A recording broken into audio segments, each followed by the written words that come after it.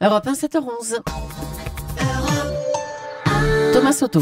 Saison record pour le Puy du Fou avec près de 2 millions de visiteurs. Axel de Tarlé, le Puy du Fou qui comporte ainsi sa deuxième place sur le podium des parcs d'attractions. Bon, derrière quand même Disneyland Paris. Voilà, Disneyland qui est loin devant, 15 millions de visiteurs. Mais Disneyland Paris est ouvert toute l'année, alors que le Puy du Fou n'est ouvert que la moitié de l'année, d'avril à septembre. Et puis il faut aller en Vendée, ce qui est quand même un peu plus loin.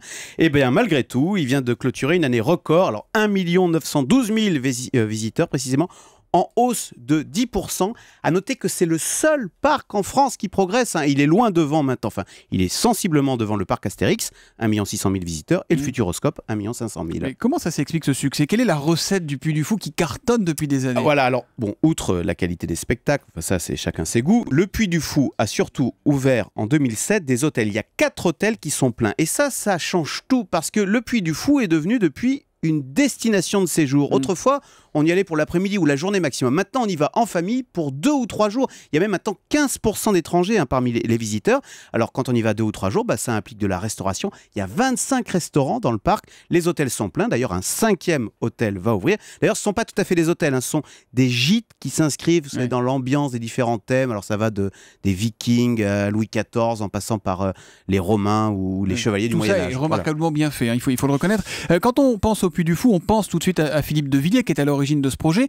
Est-ce que c'est un parc qui vit de subventions publiques? Alors, j'ai posé la question hier et à chaque fois on leur pose la question. Absolument pas. Rien. Depuis sa création en 1978, ce parc a reçu 0 €, 0 francs, 0 centimes de subventions publiques. Au contraire, ça fait vivre toute la région. D'abord parce qu'il y a 1400 salariés, 1400 emplois directs dans le parc. Et puis évidemment, il y a tous les emplois indirects, tous les gens qui travaillent pour le Puy du Fou en amont.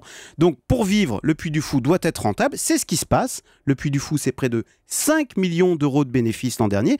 Et comme c'est une association, il n'y a pas d'actionnaires, pas de dividendes. Donc tous les bénéfices sont réinvestis dans l'aventure. Et figurez-vous que l'aventure, c'est l'étranger. Le Puy du Fou part à la conquête du monde en ouvrant 2 nouveaux parcs. Un à Moscou, l'autre au nord de l'Angleterre, avec exactement le même principe. Sous la même marque, le Puy du Fou? Voilà, alors ça sera peut-être, je ne sais pas comment ça se rappellera en anglais, mais c'est le même principe.